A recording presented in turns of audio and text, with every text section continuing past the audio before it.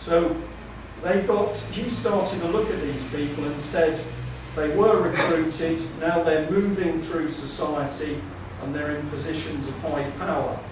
But he was never allowed to do the job for the sweep clean. He did identify some of them, but interestingly enough, other people who analysed this book said he missed the main person, who was a guy called Victor Rothschild. Now, the significance of Victor Rothschild was he was head of British intelligence during the Second World War.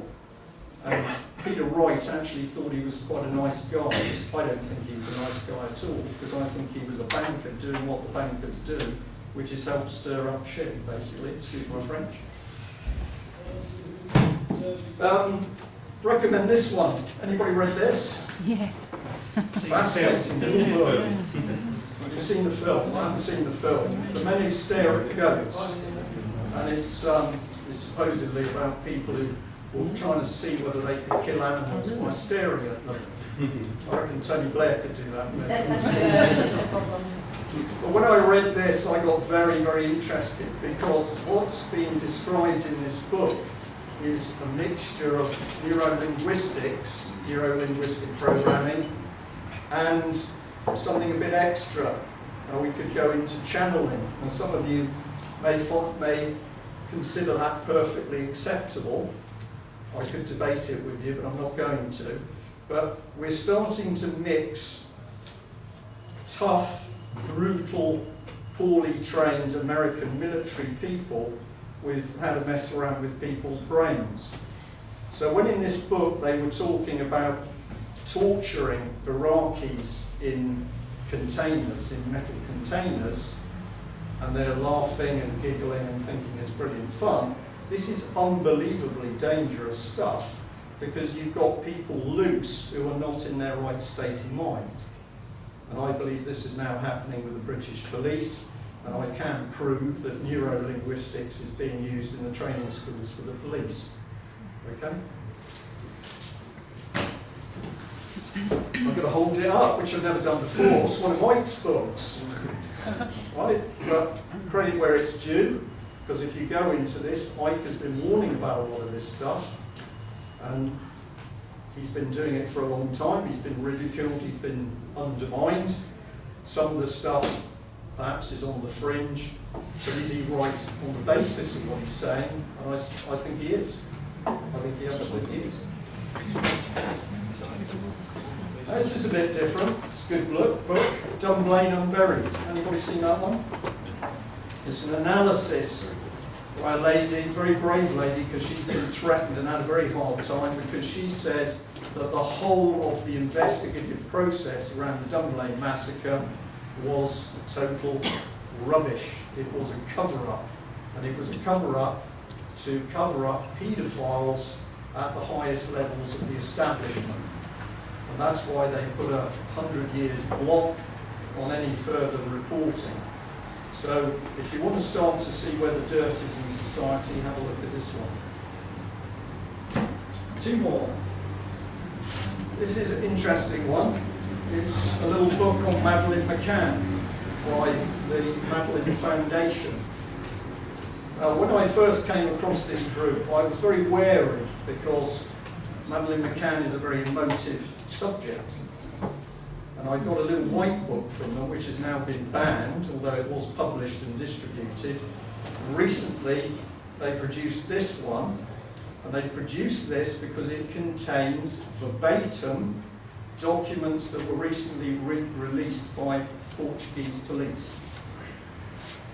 And what they are saying is the investigation was pulled.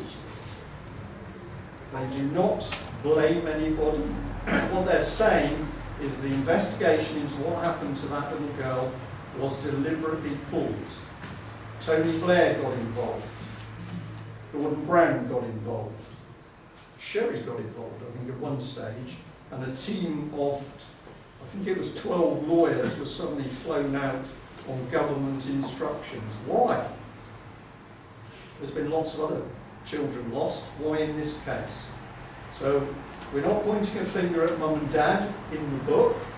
I recommend you read it, because you may be amazed at what's in here. It's from the, I'll give it to you actually. This is a harrowing book, which I thoroughly recommend. It's called Pinned Down by a lady called Teresa Cooper. She was in a children's home when she was a young girl.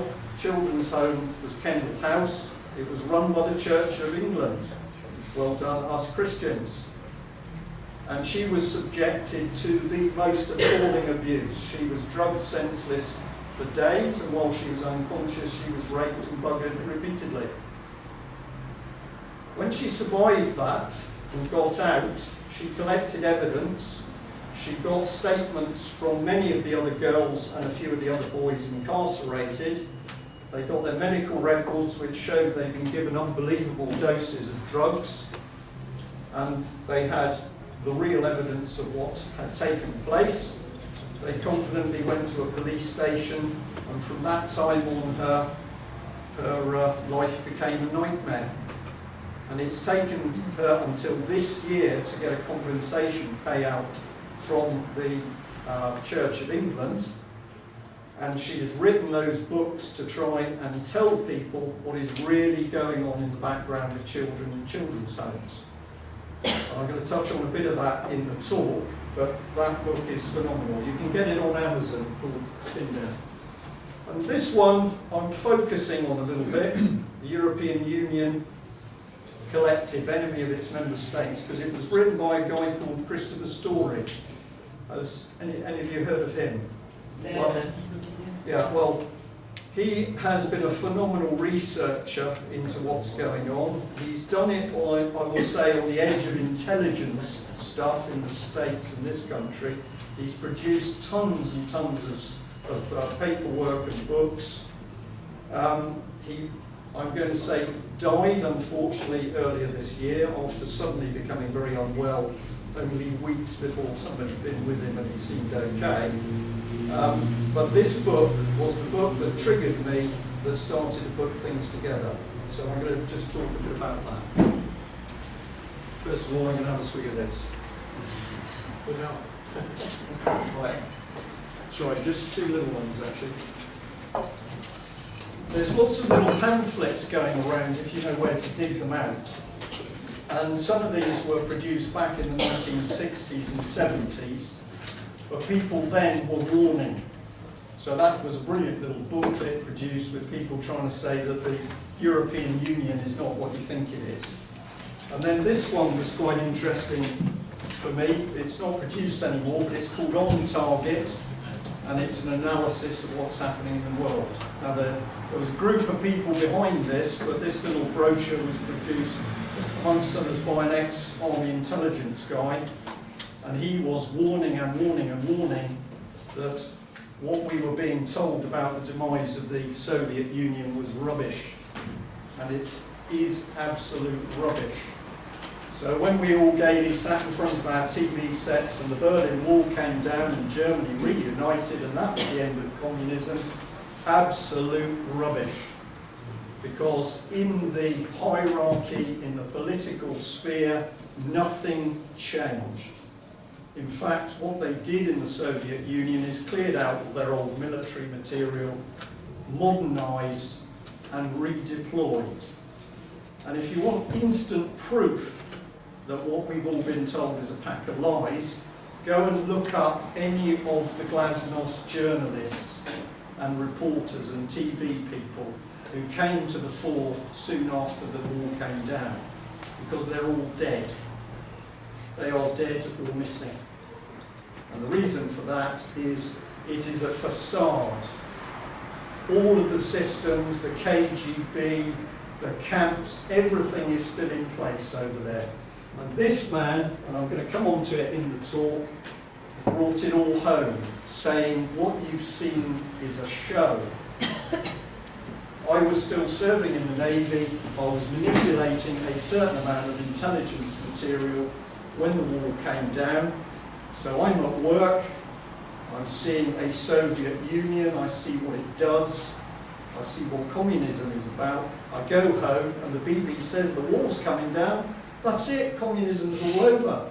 And then I went back to work the next day, And I thought something's not right. And of course, what was going on was a massive BBC propaganda exercise. Okay. I got interested in life a few years ago.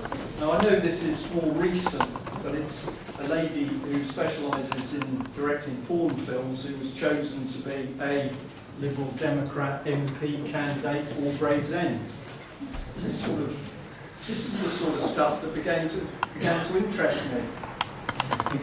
Now Nick Clegg is on record as saying he thinks that this is just the sort of person that we need. Well, perhaps we might all say we have seen a bit of the product, but whether it's what we actually need when we're debating what should happen to the country and families, I don't know. But I'm not entirely convinced. But the electorate didn't think so because she didn't get elected. And then we're torturing people. This is the state of the country. I thought I joined up to help protect people and to protect the constitution of a country that didn't get involved in that sort of thing. And then I watch as we go into an unlawful war in Iraq, and I watch as civilians and other people are murdered on a pack of lies, and one of the people lying was Campbell, and yet when I saw the news the other night on Tony Blair's book, who did they ask about it? Alistair Campbell. So all of a sudden we start to see stuff that just doesn't add up.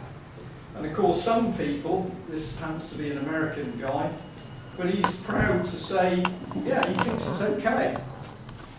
Presumably he hasn't personally been waterboarded. Yeah? Who's gone to prison as a result of us, the British government, Secret Service people torturing and being involved in torture? Has anybody gone to prison?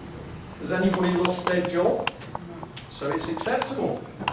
So I've proved to you in no time at all that we now live in a country where it's okay to torture people.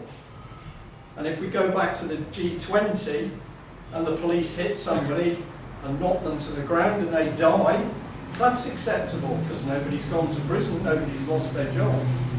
And I think I'm right in saying over the last 10 years, something like 1,100 people have died in police custody. No worries there then. This is serious stuff, and this is Britain. If we talk to people who've recently come out of Eastern Europe, Polish people or even Russians, and they listen to you and they do not want to believe you because they think they've come the other side of the line and this is a wonderful country. But I've got a Russian lady who has lived here for about 25 years and her little boy was taken away from her by social services. I'm not saying all social service people are bad. She has given me documents which are the analysis of court documents carried out by a company in Moscow, and they show that documents she was given in relation to her case are forgeries. The police won't get involved. She can't get anything through the courts. She can't get anything through a local MP. So there's a Russian lady who's suddenly woken up to the fact that this country in a way is worse because at least when she was in Russia, you knew who the bad people were and you knew you had to stay away from them. Here, you could be sitting next to one. I don't mean that because you're all fine. Relax. Oh. Well, we've done this one, but really this is sick stuff. And the thought for me that you've got American, very, very gung-ho marine types playing around with how you get inside somebody's head and how you get into a bit of creative visualization. Anybody been involved in that? Creative visualization, picturing images in your head. Yeah, it doesn't work very well. Well, we're now doing it to young children in schools. And while most of the time